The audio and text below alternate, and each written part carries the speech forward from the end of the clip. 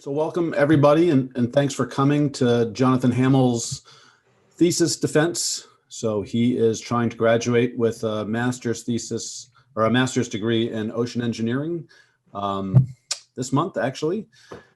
That's his goal. And so for those of you that don't know Jonathan, he came to us fresh out of undergraduate school at UMass Dartmouth, where he got a bachelor's degree in mechanical engineering, and came straight up to UNH and began working on a sonar engineering project with us.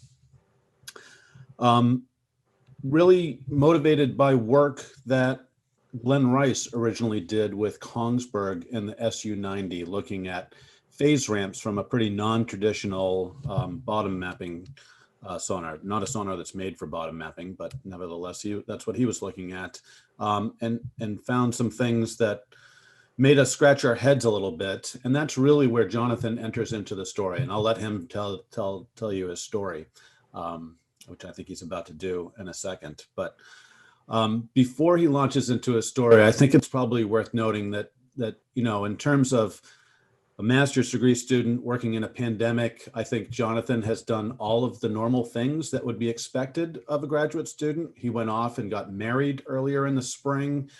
He's expecting children now, not one, but two, as it turns out. He has sent me messages that are along the lines of, and I'm going to quote here, "I am so sick of the ME70 simulation, LOL."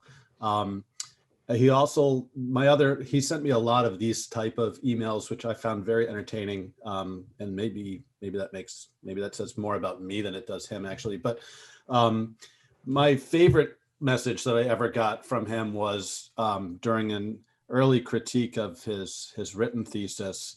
He sent me a criticism about my critique, bemoaning the fact that I did not describe his thesis, and I'm going to quote again here, as a seminal triumph of ocean science. And I think that by the time you get through those kind of things, you're pretty much ready to defend your thesis. And so without further ado, Jonathan, please describe for us what you did. Thank you for the introduction, Tom. Good morning, everyone. Thank you all for being here. Today, I will present the results of my master's thesis project on the effects of transmission side lobe interference on multi-beam echosounder phase ramps. Before I really get into the project, I'd like to acknowledge some thanks that need to go out. First, I'd like to acknowledge NOAA for their grant funding and CCOM for giving me a professional home over the past couple of years. I'd also like to thank my advisor, Tom Weber, for all of his help and guidance that got me here today. Special thanks goes out to John Hughes Clark for giving us data that was used in the project and for being on the committee. Also thanks to Brian Calder for all of his help and for being on the committee. Thank you to Leo Arujo, a fellow grad student who provided me with a datagram reader that I used in the project. And finally, I'd like to thank Glenn Rice and Kongsberg for providing the original data that launched the project and all their work that set the foundation for what I was able to do. So the inception of this project comes from Glenn Rice's work with the Simrad SP90 sonar. The system is a fish finding sonar that uses a cylindrical array. Rice was testing its capabilities in seabed mapping applications. However, when he was analyzing the phase data from this sonar, he realized that there was excess phase ramp noise, the source of which was not clear. This led to the question, why do some systems have cleaner phase ramps than others? To answer this question, first let's look at multi-beam echosounder operation. Multi-beam echosounders transmit and receive pulses at many different steering angles. Steering is done electronically to form a fan of beams across a swath of the seafloor, allowing the multi-beam echosounder to efficiently obtain good target coverage underneath the ship. Many systems use a Mills cross configuration for their array, which creates a smaller insonified footprint on the seabed, increasing the system's resolution. This figure shows how the transmit beam patterns, which go out in the across-track direction, interact with the receiver beams going out in the along-track direction on the seafloor. The overlapping areas of the transmit and receive beams represent the combined footprint, which is what the Multibeam Echosounder is really focusing on. This type of system is commonly used for many different applications, but its use for bottom detection is the focus of this project. Now, when doing bottom detection, there are two commonly used methods that involve the analysis of the amplitude or phase of an incoming echo. First, let's look at the amplitude bottom detection method. So multibeam echosounders are really estimating the target angle to the seabed, which is the arrival angle of an incoming echo. When combined with the arrival time, an estimate for the range to the seabed can be calculated. From this, the depth can be estimated as well. When the amplitude of the incoming signal is used for bottom detection, the arrival angle of the strongest echo is taken as the target angle estimate. Here is an example of data taken from a beam at near nadir incidence. There's a clear peak in the amplitude, which makes the target angle estimate pretty easy. However, if we look at a beam at a more oblique incidence angle, the results become a little more ambiguous. Due to decreased resolution, the peak amplitude appears to be spread across a larger area. Taking the noise that we see into account, can this point be confidently taken as the target angle estimate? There is more uncertainty. For these oblique incidence angles, analysis of the phase data is commonly used. And while the entire receiver array is used together to analyze the amplitude of the incoming echo, a different method is used to analyze the echo's phase data. The phase data of a signal is analyzed using a split aperture correlator, which is pictured here. The receiver array is electronically separated into two parts. This is represented by the 2-point receivers A and B. There is a baseline separation, D, between the acoustic centers of these two new subarrays. An incoming echo will now have a range difference when it travels to each subarray. Everything about the signal remains the same except for its phase. There will now be a phase difference measured between the outputs of the two subarrays, except where the incidence angle matches the steering angle of the array. When the phase difference is 0, the target angle estimate is taken. It's easier to illustrate this with another example of multibeam echosounder operation. The top plot is showing the outgoing pulse compared with the beam footprints on the seam floor. The main beam is insonified where the transmit beam overlaps with the receiver beam in the combined footprint. The middle plot shows the amplitude of the signal represented as the target strength. The main takeaway from this plot is the uncertainty in the amplitude measurements. It would be very difficult to make an accurate bottom detection with this data using the signal's amplitude because there's no clear peak here. The bottom plot shows the phase difference data. Analysis of the phase data centers around the phase ramp. This corresponds to the signal returning from the combined footprint. To analyze the phase ramp, a line is fit to the data to reduce the influence of noise. Then, the zero crossing of this fit line is taken as the target angle estimate. Using more of the phase ramp for the fit line increases the noise, but also increases the resolution. The resolution of the system is important for good bottom detection estimates. Understanding this requires understanding how beam patterns work and how they interact with the insonified footprint. Beam patterns are a combination of the radiation pattern of every transducer on the array. They're made up of the main beam and the side lobes. Ideally, we want a thin main beam with low side lobes. We measure the beam width as the width of the main lobe 3 dBs below the peak. The minus 3 dB beam width is also a measure of the angular resolution of the system. On transmit, the beam width shows how much of the signal that the array is concentrating into the desired direction. On receive, the beam width shows how well the receiver can focus on returns from the insonified footprint and filter out signals that are coming from peripheral angles. The beam pattern can be improved by changing two variables, the array length and the operational frequency. If the length of the array or the operational frequency is increased, the main beam will become thinner. There are trade-offs with doing this. Increasing the length of the array leads to an increased cost of the array, while increasing the operational frequency reduces the range that the signal can travel before it attenuates. These parameters should be adjusted based on what the survey conditions require. For example, if money is no object, the length can be increased to the maximum length that the vessel can carry. If the survey is operating in full ocean depth, then the frequency can probably not be increased a lot, or you won't be able to get any bottom detections at all. Finally, the beam widths help to determine the size of the insonified footprint together with other factors. The insonified footprint is the area on the seafloor that is illuminated by the acoustic pulse. It's the section of the seafloor the sonar is looking at. Its size is a function of the angular resolution, the range resolution, and the grazing angle. I already mentioned angular resolution in the previous slide. It's equivalent to the -3 dB beam width of the main beam, shown here. The range resolution is a function of the array's bandwidth, which is calculated using the pulse length. This figure here shows how the range resolution becomes finer when you decrease the pulse length. This means that the system will be able to differentiate between targets that are closer together. A thinner main lobe and a larger bandwidth results in a smaller insonified footprint. However, the grazing angle also affects the size of the insonified footprint.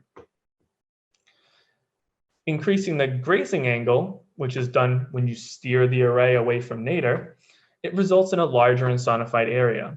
Because of this, system resolution decreases as the steering angle increases. Improving the beam width improves the system's resolution. But when we looked at beam patterns, there was also the side lobes to contend with. So how can we reduce side lobe levels, and what effect does this have on system operation? Reducing side lobe levels is also important for a good beam pattern. Suppressing side lobes reduces the amount of noise that goes out or is taken into the system. Window functions are used to weight the output of each array, each element on the array, and can effectively reduce side lobe levels. Additionally, applying window functions adversely affects the beam pattern by widening the main beam. 3 characteristics of window functions are important for this project: the highest side lobe level, the side lobe fall-off rate, and the equivalent beam width. The highest side lobe level is how loud the highest side lobe is when compared with the main beam. For an unshaded array, the highest side lobes are about 13 dBs below the main beam. The side lobe fall-off rate is a measure of how quickly the side lobe levels decrease in increasing angles. So away from the main beam, how low do these side lobe levels fall off and how quick? As I mentioned though, applying window functions widens the main beam. The equivalent beam width shows how much the beam width increases for a given array when a window function is applied to it. There is a trade-off then to applying window functions. The improvement from reducing side lobe levels is counterbalanced by decreasing the resolution of the system by increasing that main lobe. Pictured here are the beam patterns that result from applying 4 different windows to an array of the same length. Note how each window has different characteristics.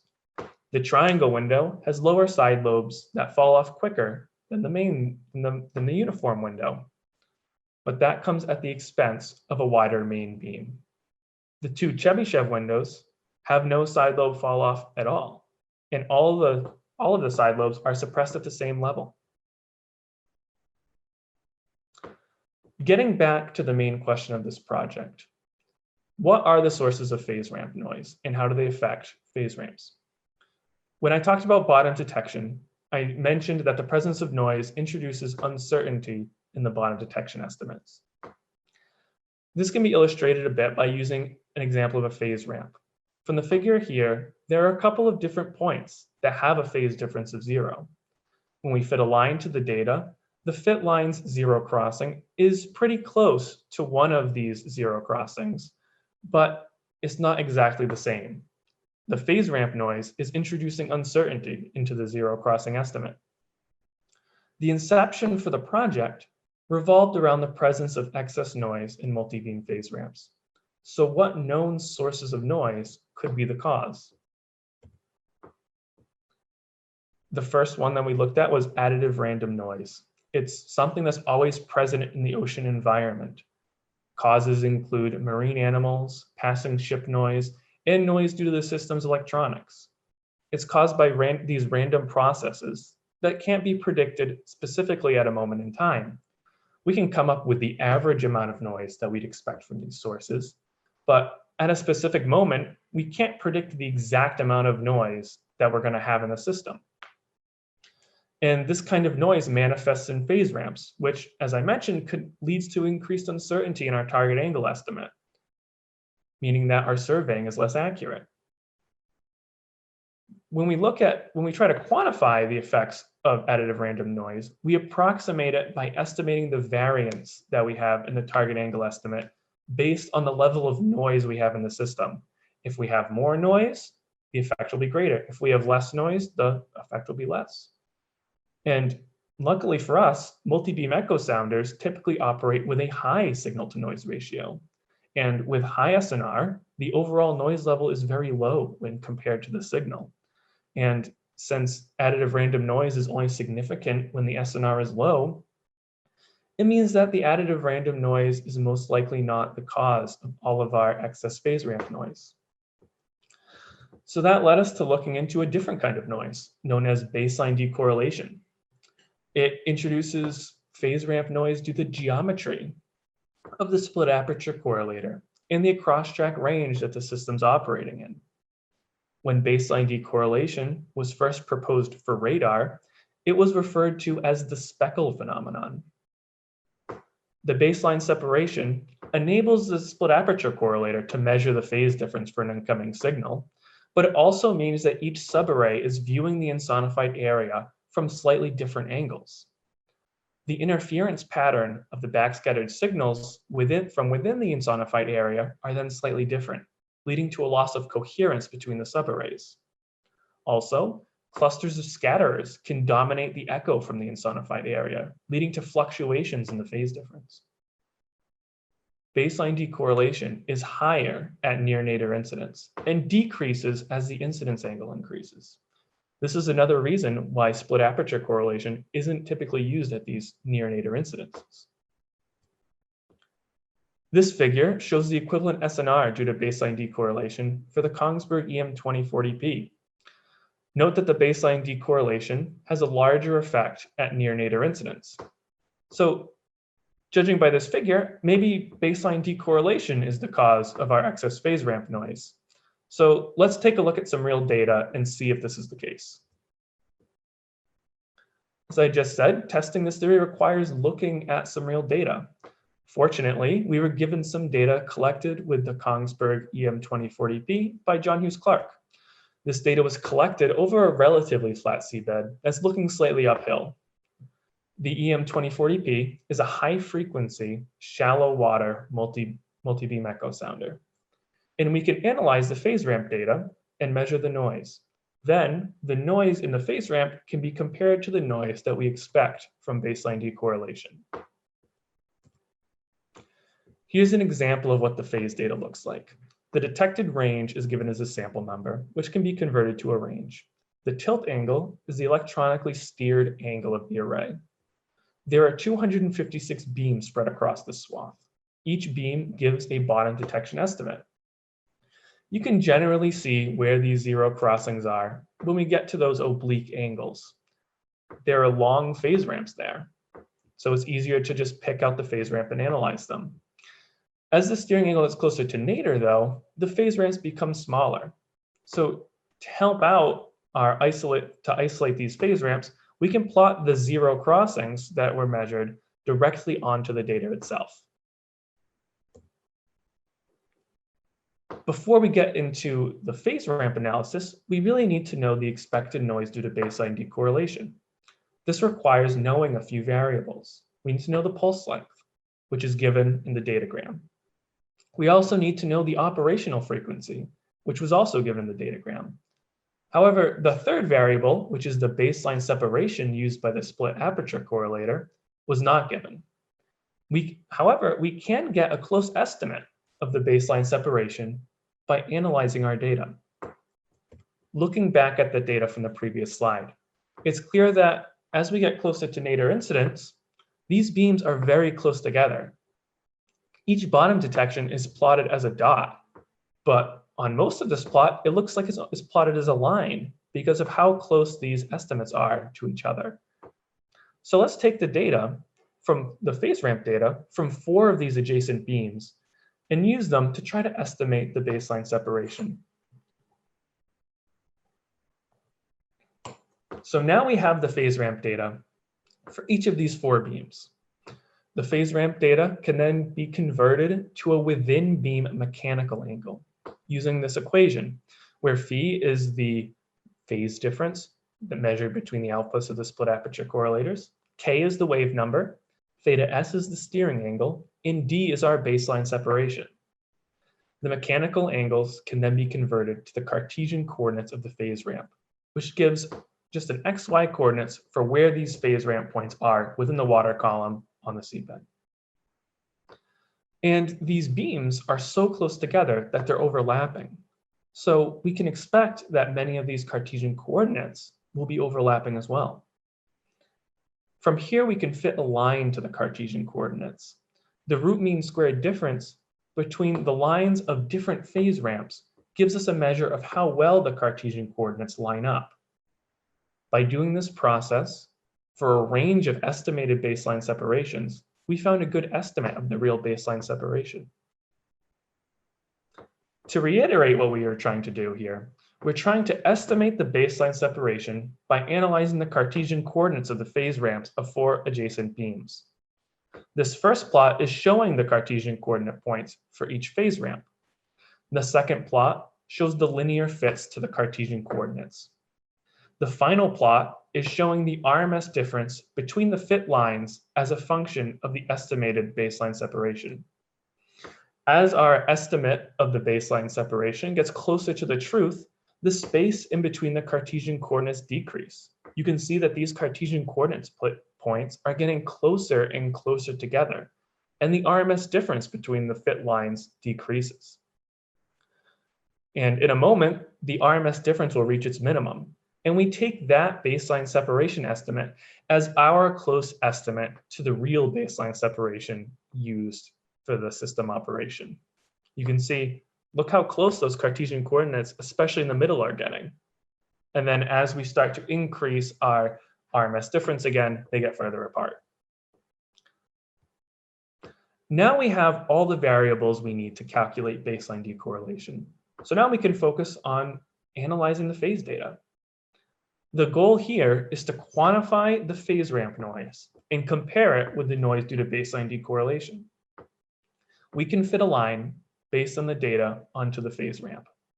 Taking the RMS difference between the phase ramp and the line will give us a measure of the noise. The average noise from 25 consecutive pings for the same beam gives a good idea for how much noise can be expected in the data set. The average noise can then be compared with what's expected from baseline decorrelation. 4 different beams with steering angles of -20, -30, -45, and -60 degrees were used to see how the noise changes based on the cross-track range. Here's an example of the phase ramps used for each beam. The ends of the phase ramps weren't used for analysis in order to try to reduce the effects of noise. The phase ramps for more oblique beams are much longer than the phase ramps for the first couple beams. More points in the phase ramp gives better resolution to our estimate.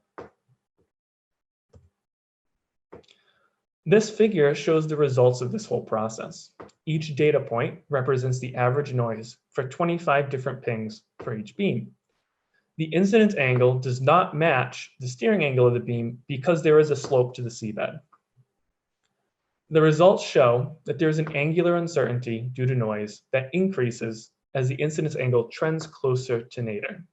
The noise is also much higher than the noise expected from baseline decorrelation. This angular uncertainty is an error in the target angle estimate. And this uncertainty in our angle can be translated into a bottom detection uncertainty, or depth uncertainty. This looks different than our angular uncertainty. You can see that the uncertainty is now higher at our oblique incidence when compared to our nadir incidence.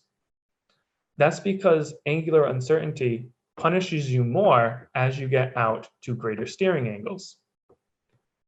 And the effects of phase ramp noise become more significant for us at oblique incidence angles because this is the situation where split aperture correlation is typically used. So the larger takeaway that we get when we look at this data is that the noise is much higher than the noise that we expect due to baseline decorrelation. And since additive random noise only becomes a serious effect when the SNR is low, we can estimate that with shorter depths, there's not a lot of operating depth for this particular data set, and considering it's a high frequency, high quality system, the SNR can be assumed to be generally high. And because of that, it's unlikely that the additive random noise is the source of all of this phase ramp noise.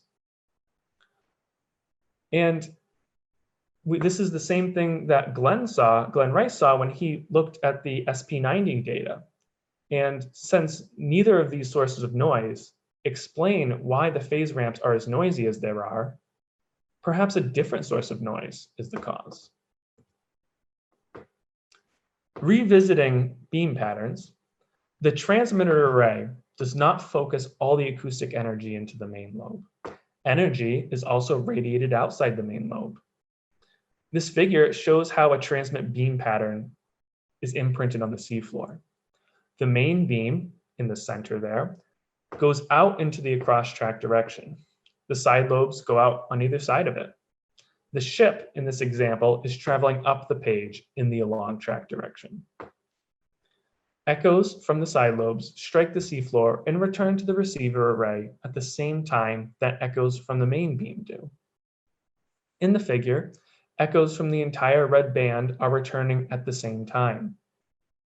The receiver cannot differentiate between the side lobe echoes and the main beam echoes. Even though the amplitude of these side lobe returns are smaller than those of the main beam, they're still contributing to the receiver output. These out of plane returns are uncorrelated with the main lobe echoes, which causes noise. So perhaps these are the cause of our excess phase ramp noise. The physics of echo returns are important for this potential source of noise. We can think about how the returning signals will be different for each receiver. These are represented here as two stars. The phase difference between the receivers for echoes from the main beam are relatively correlated. When the echoes have oblique incidence, especially at the edges of the visible seabed, the phase differences will be much less correlated with our returns from the main beam, which will introduce noise due to the transmission side lobes. And because of the random roughness of the seabed, the phase difference will also be random. So how can we test this theory and quantify the effects of transmission side lobes? So I just proposed transmission side lobe interference as a source of phase ramp noise. The hypothesis that came out of this is that transmission side lobe interference is a significant source of phase ramp noise, but its effects can be lessened through effective windowing of the transmitter array. To test this, a simulation was created in MATLAB to quantify the effects that transmission side lobes have on phase ramp noise. The ultimate goal of the simulation is to show the effects that transmission side lobes have on our phase ramps and to examine the effects that windowing has on side lobe suppression and how that affects our noise level. The simulation uses a modified Mills-Cross array. A traditional line array, oriented in the across-track direction, is used for the transmitter. We used a 200 kilohertz high-frequency array and space the transducers half of a wavelength apart. Then, multiple windows are applied to the transmitter. In order to have a direct comparison of the windows, the length of the transmitter is changed for each window to keep the -3 dB beam width the same. When a window is applied to the transmitter array, the length of the array is increased. This removes the angular resolution of the array as a variable of the simulation.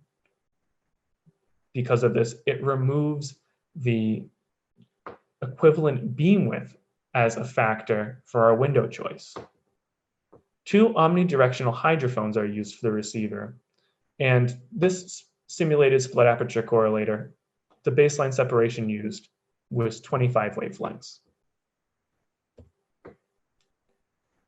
4 different windows were used to evaluate the effects of side lobe suppression. The rectangular window was used as a control.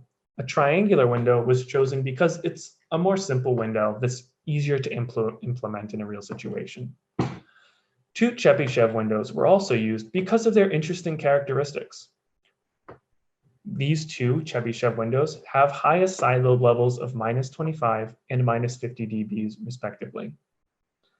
Now, from earlier, I showed that Chebyshev windows have a side lobe fall-off rate of 0. So all the side lobes are at -25 or -50 dBs.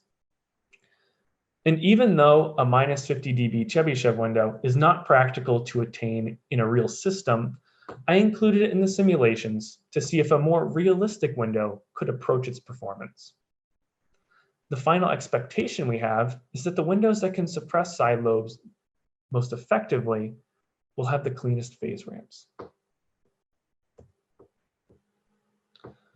The simulated seabed is an important part of the model. The seabed is 50 meters below the center point of our array. The cross-track length of the seabed is fixed. This keeps the noise due to baseline decorrelation the same. The along-track dimension of the seabed is kept variable. This allows the model to control the number of side lobes contributing to the returns. Let me get into that further since it's a very important part of our model. Using a simulation enables a large amount of control over the operating environment. The along-track dimension of the seabed, as I said, was kept variable to gauge the contributions due to transmission side lobes. We can restrict the along-track length of the seabed to eliminate all transmission side lobe contributions. You can see that here only the main beam is being used. Because of this, the only noise in the system should be due to baseline decorrelation. In fact, this is the view that we have when we calculate baseline decorrelation. It looks at a 2D world with the cross-track dimension and the depth as the only important parts. In the model, we're focusing on the same area of the seabed in the cross-track direction, no matter what. So we're just eliminating all the side lobes around the main beam. And then when we increase the along-track dimension of the seabed, we introduce transmission side lobe contributions into our split aperture correlation. And as the along-track length increases, the amount of transmission side lobe contribution increases as well. Because of this, the phase ramp noise should increase as the along-track seabed length increases.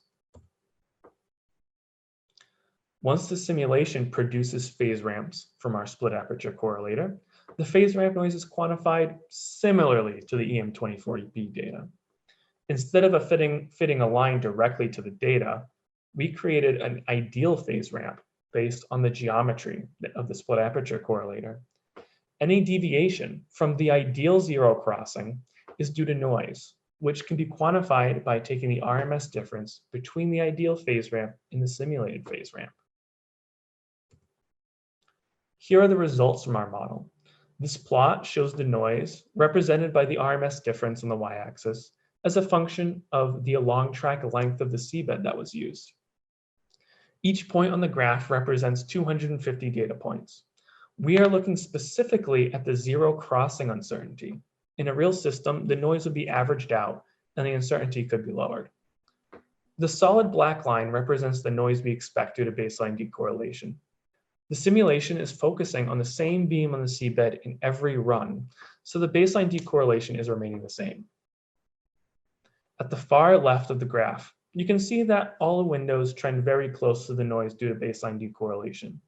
This is what we would expect, since the vast majority of the noise here is due to baseline decorrelation. There are no side lobe contributions. We can see a few trends appear in the data. When comparing the effectiveness of each window, the triangle window and the -50 dB Chebyshev window outperform the other two. The -25 dB Chebyshev window performs the worst out of the whole group. And I can explain a little bit more of why I think that is in a couple slides. As the along track range starts to increase, you can see that the noise for each system increases as well. For 3 of these windows, the 3 better performing windows, the noise in the phase ramps plateau at around 20 meters of along track range. What this is saying is that the contributions of the side lobes at these far peripheries are less significant than the contributions from those close to the main beam when the side lobes are effectively suppressed. This seems to be an effective side lobe suppression because the -25 dB Chebyshev window does not suppress these side lobes in the same way, and it performs worse than the other ones. In this slide, I've converted the angular uncertainty to a depth uncertainty.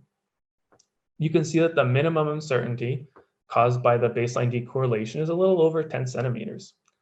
With the largest along track range, the vertical uncertainty for the worst performing window increases to 80 centimeters. And this represents a little over 1.5% of the depth that the simulation is working with, which shows that windowing is important. Most importantly though, the phase ramp noise still shows a similarity to what the EM2040P data showed. Both of these showed phase ramp noise that can't be explained by baseline decorrelation. The difference here is that in this case, the cause of the noise can be attributed to transmission side lobe interference. Let me explain a little bit about why the -25 dB Chebyshev window performs so much worse than the others. The performance for each of these arrays can be partially explained by examining their beam patterns. Focusing in on the -25 dB Chebyshev window, we can see that its beam pattern suppresses all the side lobes to -25 dBs. When we compare this to the uniform window, those initial side lobes are higher than the Chebyshev windows, but they fall off and they end up suppressing the side lobes on the far edges much better than the -25 dB Chebyshev window does. I believe that this is the cause of its poor performance. And it goes to show that effective windowing is important for reducing the effect of transmission side lobe interference. So now we have the EM2040P data, which shows excess noise. And then we have a model of a modified Mills cross array that shows a similar thing, but attributes that noise to transmission side lobes. But how can we apply the principles of the Mills cross model to a real system so that we can try to ground truth this in the field? Enter the Simrad ME70 Fisheries Multibeam Echosounder. This system can focus on either the water column backscatter in its fisheries mode or on bottom detection in its bathymetric surveying mode. It uses a rectangular planar array. The reason why this was chosen is because the operation of the ME70 is highly customizable. The user has the ability to apply custom windows to both transmit and receive. And this level of control is the primary reason why the ME70 was selected for further simulations. The ME70 model uses many of the same principles as the Mills cross simulation. The along track seabed is controlled to gauge the effects of transmission side lobes on the phase ramp noise, but there are some slight differences. The entire planar array is used on transmit, which is different than the line array that was used for the Mills cross model. The length of the array is still changed to keep the -3 dB beam width the same. However, in a practical application, you can't lengthen an array when you apply a window. So here we shortened the array when the uniform window was used. And out in the field, this would be possible to do with the ME70 because it allows you to apply weights of zeros to the ends of the array, which would shorten its effective length. On receive, only one row of the array is used. This effectively turns it into just a Mills-Cross array using a planar array on transmit. A 2/3 length overlap is used for split aperture correlation here because that's the ME70's default setting. Also, only 2 windows were used for this model, the uniform window and the triangle window. This figure shows the average angular uncertainty in the simulation as the RMS difference between the simulated and ideal phase ramp. For the small seabed, once again, the noise trends down to the noise we expect due to baseline decorrelation. The results also follow a similar pattern as the Mills-Cross model. As the long track seabed length is increased, the noise increases as well. The triangle window mostly outperforms the uniform window, which we would expect since the triangle window suppresses side lobes better than the uniform window does. There is a noise spike for the triangle window at 25 meters of a long track length. I'm not really sure the reason for this. So in the future, we could look into why this happens. Because the simulated seabeds for each window are independent of one another. So it's not a matter of the roughness that was applied to the seabeds. So it's interesting that both windows produced a similar result here when the triangle window then does much better as we continue to increase the long track seabed length. The bottom detection uncertainty shows a similar result. The results from this model show that transmission side lobe interference is still a significant cause of phase ramp noise. The simulation also provides the framework for field experiments that we can use to test this hypothesis. That brings us to the contributions of the project. The EM2040P's data, along with other systems data, showed that there is significant phase ramp noise that cannot be explained by our known sources of noise. Because of this, a new source of noise was proposed, echoes originating from the transmission side lobes. The Mills-Cross array simulation showed that transmission side lobe interference significantly contributes to phase ramp noise. It also showed that this noise can be reduced with effective windowing. The ME70 simulation showed similar results using a real system, providing a framework for field testing that can test the model's results. A potential next step is to use the ME70 to try to match reality with the created model. And I have designed an experiment that could test this hypothesis. The environmental conditions of the simulation should be controlled as much as we can. A known relatively flat area of seabed should be used, and the area should have a similar or uniform substrate throughout. The long track seabed cannot be controlled like it was in the simulation. However, the effects of transmission side lobe interference can be measured by using different windows that suppress the side lobes in different ways. The uniform, triangle, and -25 dB Chebyshev windows can be used to test the results of the original model. Additionally, the Hanning window and Kaiser window can be used to test the effects of the other effects of windowing. The Hanning window has a lower highest side lobe level, but the Kaiser window has the faster side lobe falloff rate. These two windows can be compared to test which of these characteristics should be prioritized when selecting windows for use. Finally, the experiment can be repeated using the uniform window and the best performing window from the first round of experimentation. The entire array should be used here on transmit for both of the windows. This can be used to compare the effects that transmission side lobe interference has with the effects of reducing the angular resolution. Thank you all again for coming this morning, and thanks again to everyone I acknowledged early in the presentation. Thank you.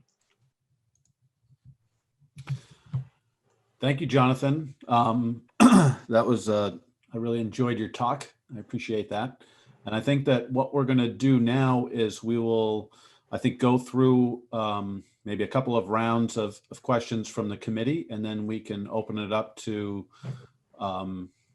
the general participant list if there are questions from that group, which are, of course, are welcome, but we'll start with the committee first. And then just to let you know, I think what we'll do After that is we will sort of end the public part of this presentation. I think that Brian and John and I will meet separately, so we'll ask you to bow out for a few minutes, and then we'll bring you back in afterwards and chat with you. That would be the analog of what we would do if we were doing this in person, with the exception that we would all be clapping for you right now after your very nice presentation. So let's begin with committee questions, and let's start with John or Brian first. Whoever would like to jump in, please go ahead.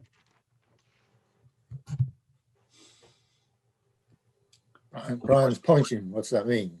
I'll be more specific. Let's start with John. I'm pointing at you, John. Yes, never volunteer. Okay, thank you, Jonathan. Thoroughly enjoyed that. I mean, I've heard parts of the story before, but the ME70 at the end's added onto this, and I hadn't seen, for example, working with the phase ramps from that 2040p. So I guess could like to break this up in the way that it's ordered in the thesis. The 2040p noise is really interesting.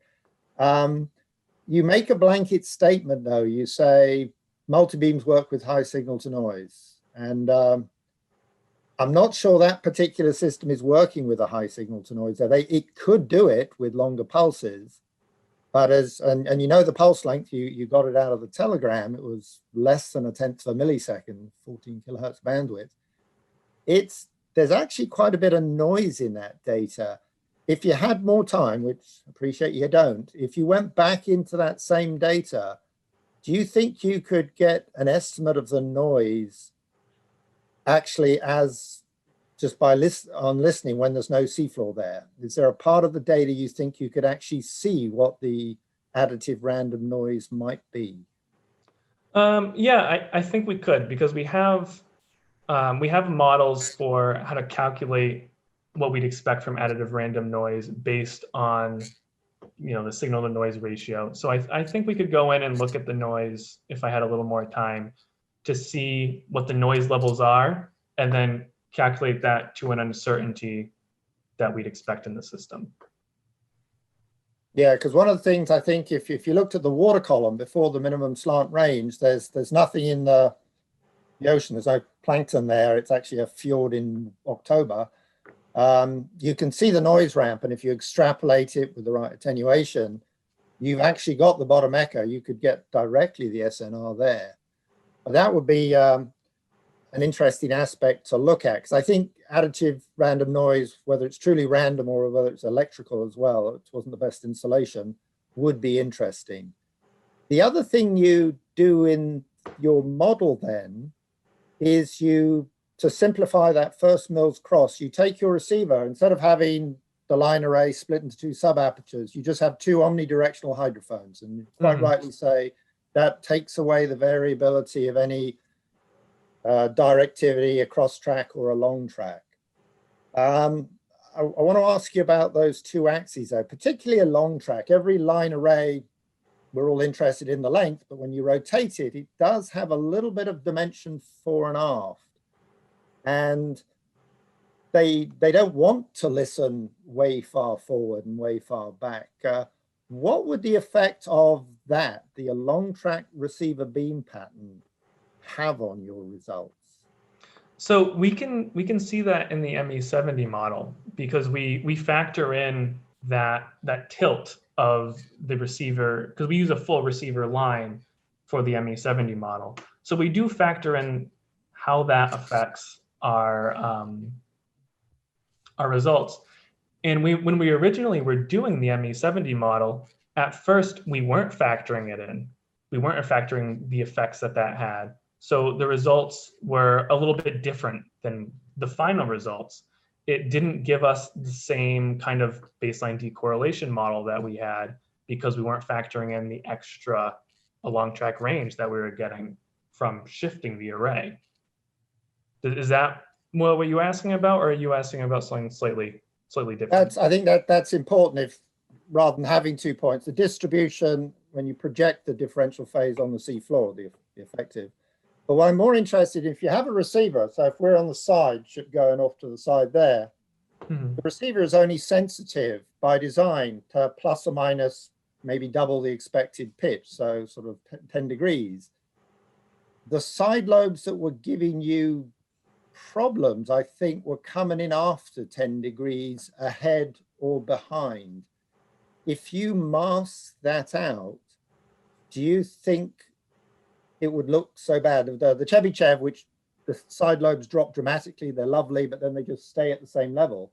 If your receiver isn't sensitive more than 10 degrees ahead or 10 degrees behind, wouldn't that take away some of this? Yeah, I think it would, because using the two omnidirectional hydrophones, we are taking in just all the side lobes equally.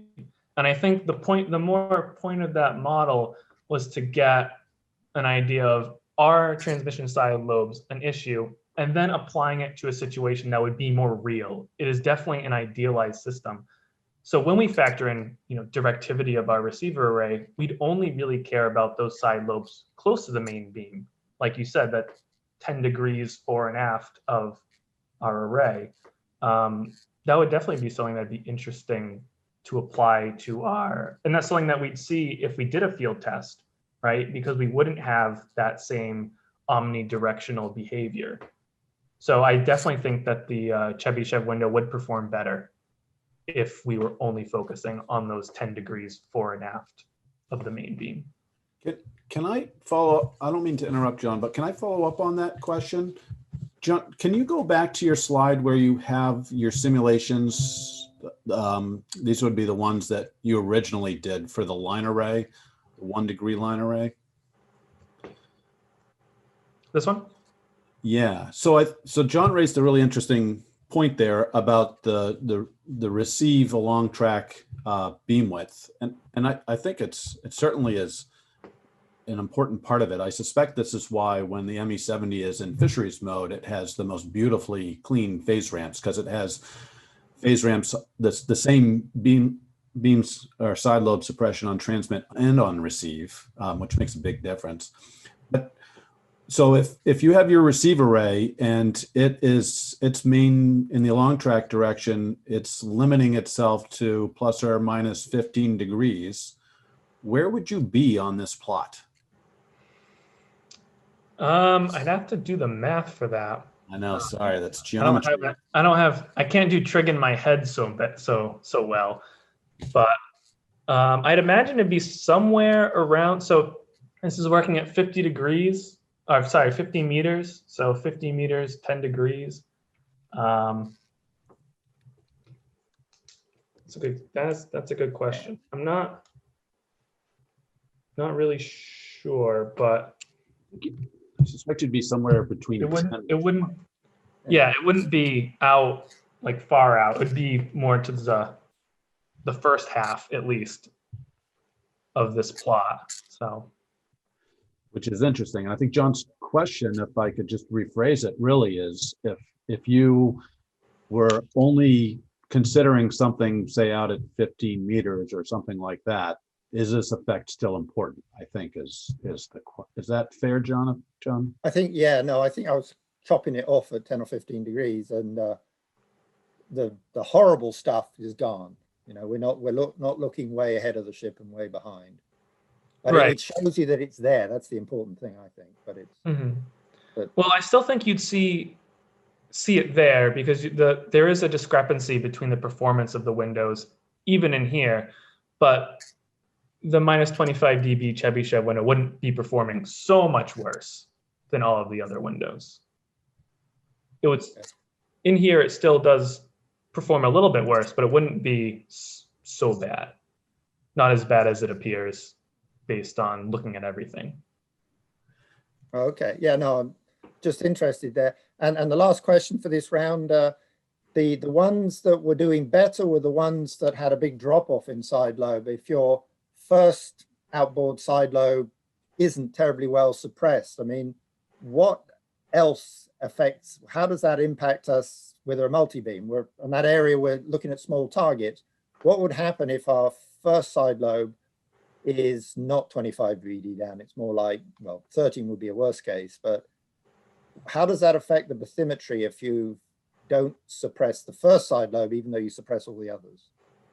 Well, I think the biggest effect would be just adding a larger uncertainty into our bottom detection.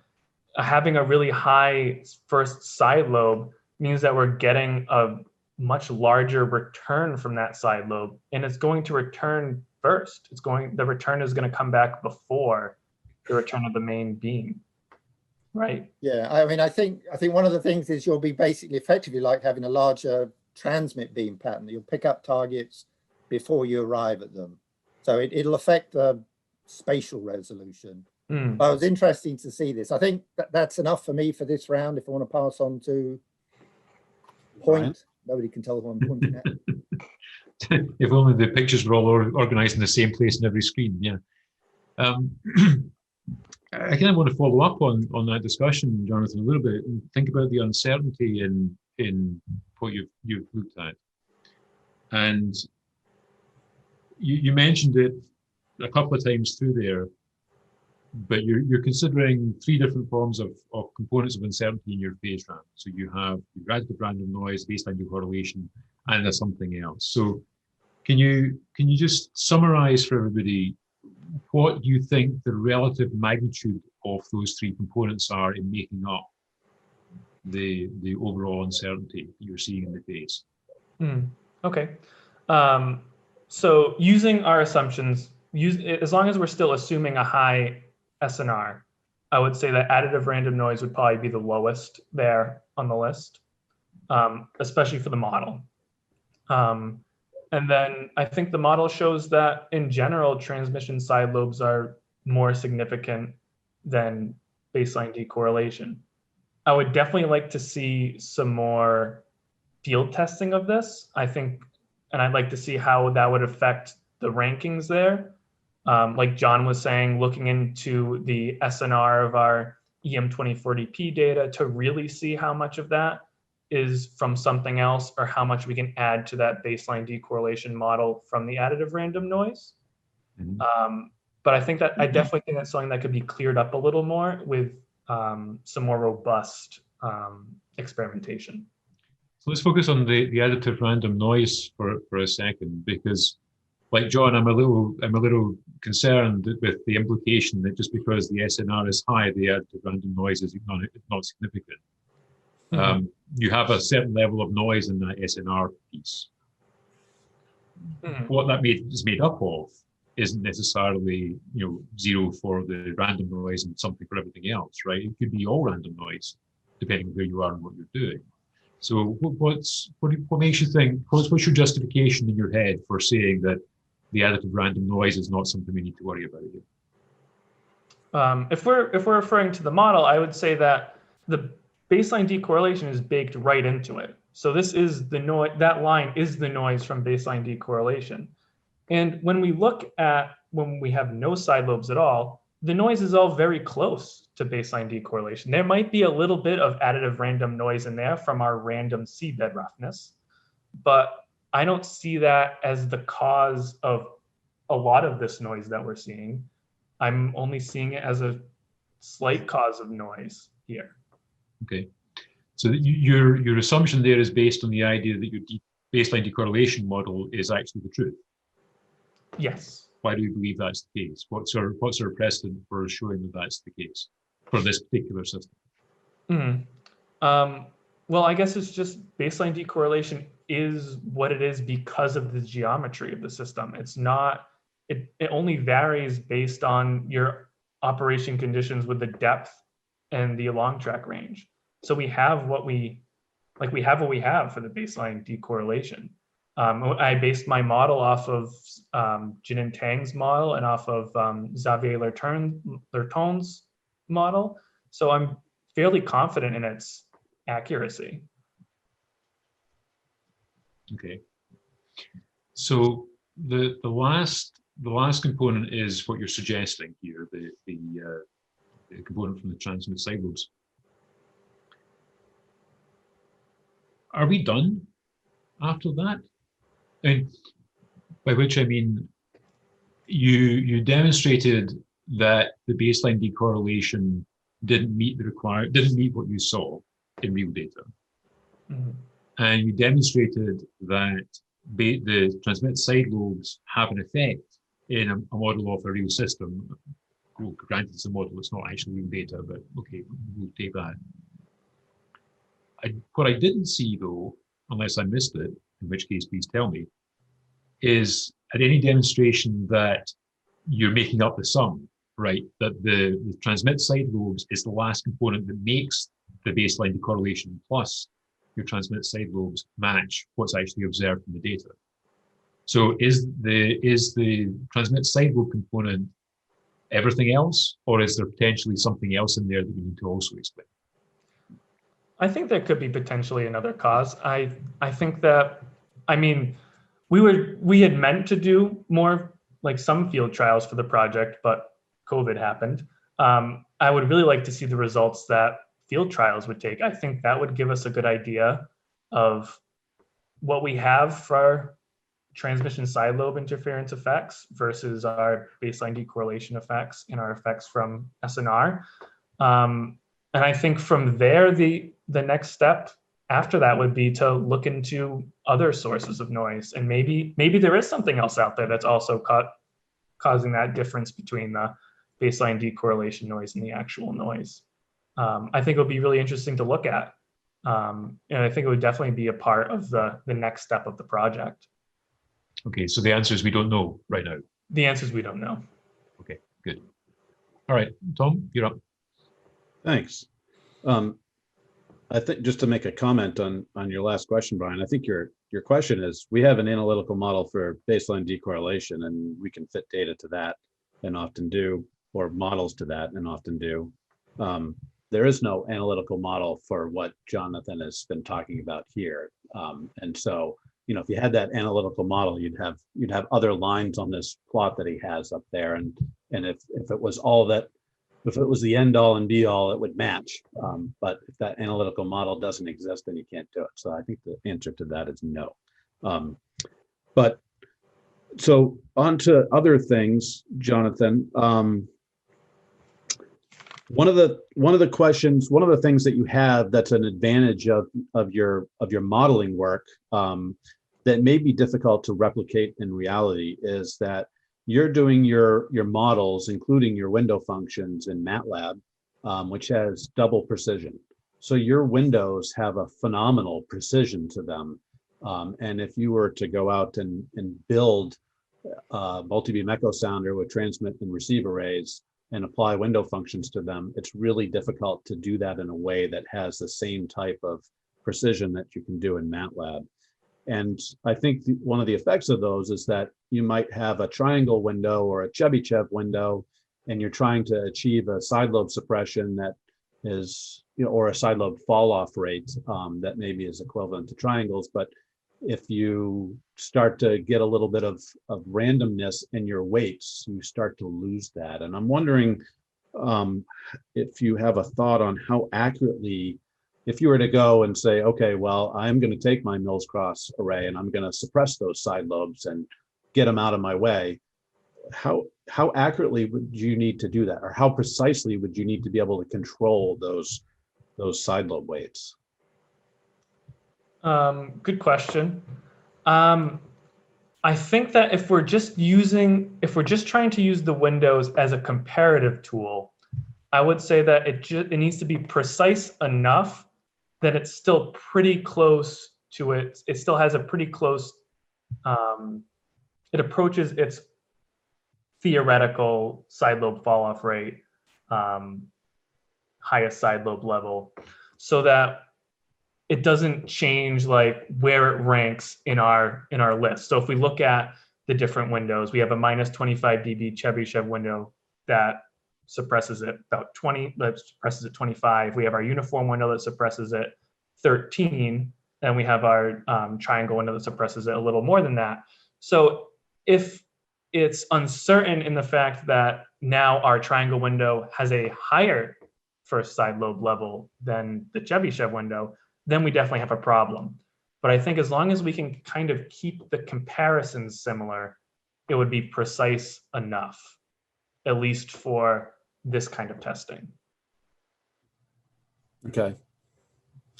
Yeah, it's interesting. And I just, a part of the reason I say that is because often, you know, when we're sort of chatting in the office, which we don't do anymore, maybe we will when the pandemic's over again, we often kind of throw out numbers saying, and it's not like we build these systems, but we sort of have the guess that, you know, it's really difficult to get side lobes down below about 25 dB just because of the uncertain, you know, the imprecision and making transducers out of chunks of ceramic and the tolerance and the repeatability and all that kind of stuff. Just hard to do. And I wonder if that means that, you know, that really nice simple triangle window is going to bend up towards that, what we would have originally thought of as kind of a good window, that Chebyshev window.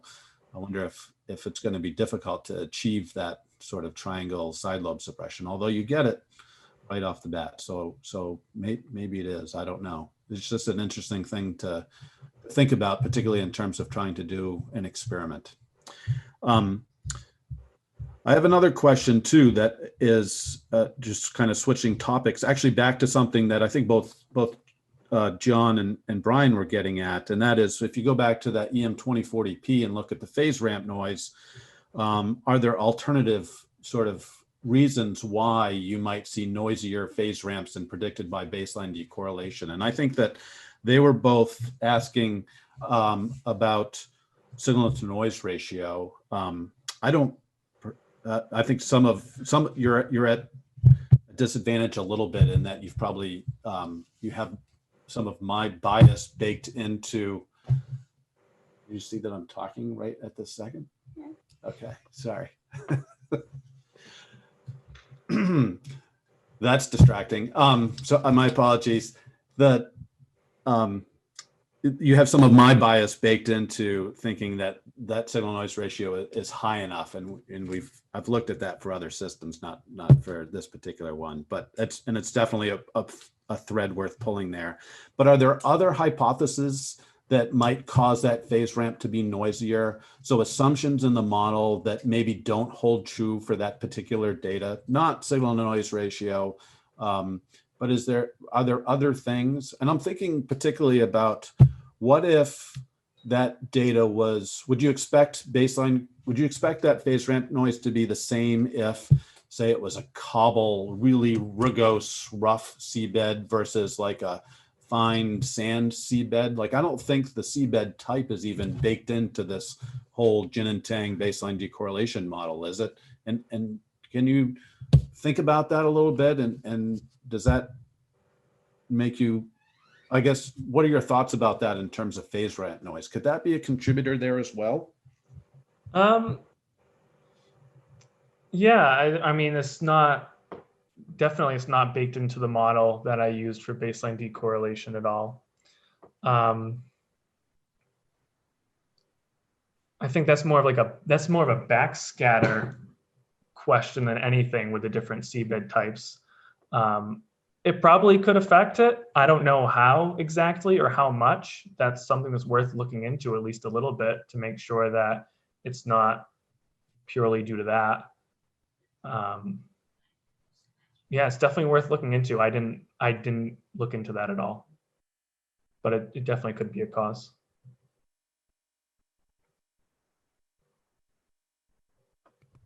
Thank you, Jonathan. So I'm happy to pass it back to you, John, if you have further questions. Yeah, just one round. I can see some hands going up in Q&A as well. Actually, I'm just interested in listening to others here. It's that baseline decorrelation, it's dependent on the D. And I must say, I was very impressed with your sleuthing to work out what the D was. This was one of Leo's questions. Should he assume that it's actually the same for all receiver beams? And it looks like it is, you've shown. But if you had a system, which you would have with an ME, where you could actually dynamically change the split aperture separation, the D, and change the pulse length, you could actually see whether that baseline correlation, I think, model is appropriate. One of the other things, though, you regress through the phase and the residuals are some indicator of your angular uncertainty. Do you think the manufacturers, though, when they see all these phase samples, there are bad ones, you can see the really bad spikes, but they're often associated with low noise. The speckle actually cancels out at that point.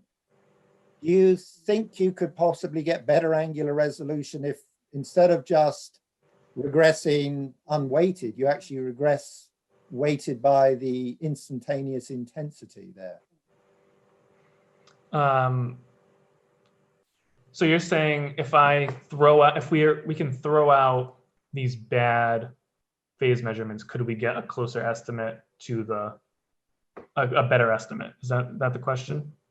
I think you'd get, well, you'd take away the outliers in your phase distribution, so your standard deviation would snap tighter. Maybe that's part of it. Depends how the baseline decorrelation, it makes assumption. I think Tom's question about different seabed types give you different speckle characteristics at different spatial scales, that you're more prone potentially to have these nulls all of a sudden, which is pure noise. So I'm wondering whether part of your separation between your baseline decorrelation model, which is kind of an averageable speckle, and your variance, which includes the occasional strike of the digitizer when the seabed return is almost zero, and so all it is noise, might explain some of the separation. Yeah, I think it could. I think, if my memory serves correctly, I think Jin and Tang do talk about how like the spatial difference in between like points in the seabed affect the model. I'll have to go back and look into that a little more. But yeah, I think it could be an effect. It could explain some of the noise. I don't think it'll explain all of the noise. There's a significant difference in between. If I can go back to that, to the EM2040P data, there's a significant difference, especially when we look at the depth uncertainty between our baseline decorrelation model and the results. So even if the model might be a little lower than what we're actually seeing based on the seabed type and the speckle distribution, I still don't think it'll explain all of the noise that we have here. Okay, just the last question, you didn't actually show it, but for your ME70, you showed the radiation pattern of the transmitter in your thesis. I was curious because it looked just like your Mills-Cross model. You saw the main lobe and the side lobe stacked up above. But you mentioned the ME70, of course, is using the two-dimensional planar array. And so its transmit beam pattern should actually vary significantly in elevation angle. I was surprised to see that figure 5.1, where it showed that as you go out to the side, the transmitter source level doesn't seem to change. Did I misunderstand it, or did you actually model the ME70 as just a line within its matrix, rather than did you really use the whole matrix of the array? I'll have to go back and look at that figure. I know that I think I know which one you're talking about. We did use the entire planar array. So I'll have to go and revisit that figure and make sure that it's saying what I'm trying to show, and make sure that it is the correct figure that I'm trying to use there. Okay. Yeah, because I know that when I looked at the different like insonified transmitted beam pattern for that, there was a difference. So let me just go back and make sure that I use it may be that the figure you zoomed in, so we can't see it dropping down towards nadir and dropping away beyond the beam. Mm-hmm. Right. Okay, I'll leave it at that. Thanks. I'm done, Brian. Yeah, swapping topics a little bit, John. Early on in your thesis, I don't think you said it in your presentation, but it's certainly in your thesis, you're talking about the length of fit that you make to the phase ramp and the effects of that. And you say that the longer you make it, the less noise you get in the results because you're averaging out over a longer period. And that's more or less true. I mean, if you get outliers in it, then it can be problematic. But assuming there are no outliers in it, that'll be true. But then you say, but also decreases the resolution. And I'm just wondering how you're thinking about that. To my way of thinking, looking at it, if I'm only making one zero crossing detection per beam, then if I use a few points or a lot of points, I'm only still getting one detection, so my resolution is the same. So when you say decreasing the resolution, what do you have in mind there? I guess what I'm thinking about there is it relates to when we change the phase ramp points to a Cartesian coordinates. So if we imagine each point on the phase ramp as having a spot on the seabed or in the water column, I imagine when we use more of those, we're looking at a larger area of the seabed, similar to how if we increase our beam width, we have a larger insonified area and a decreased resolution. I guess that's how the thought process was working in my head, and I was thinking about that topic as well. So, but it comes out as a single point on the seabed, right? So the practical resolution of points on the seabed is the same, no matter what. So what you're saying is my ability to detect small objects is changing. Is that what you're thinking? Because I'm averaging over a larger area, so I'm not going to be able to see two separate objects, but I can't see them anyway unless they're in the next beam, right? Right. That's true too. Okay, so that's a good point. Something more nuanced than resolution there, maybe it needs to be part of the story. Definitely. Okay. I'll make note of that. All right, good. I'm glad you came to the same conclusion, because that's something that I think we often get. We are often less precise on than we should be. Mm-hmm. Okay, I'm Thank good. you,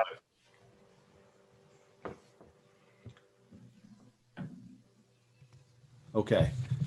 All right. So I think at this point, be happy to address questions from the general audience. We did have one from Alex Padilla, but I think that between all of the committee members, we effectively stole her question and asked it actually more than once. And I just chatted with her, and I think she agrees with that. So I think her question has been answered. Are there other questions out there? You're welcome to raise your hand. I could probably unmute you, or you could chat. I'm not seeing any apart from Alex's that we already addressed.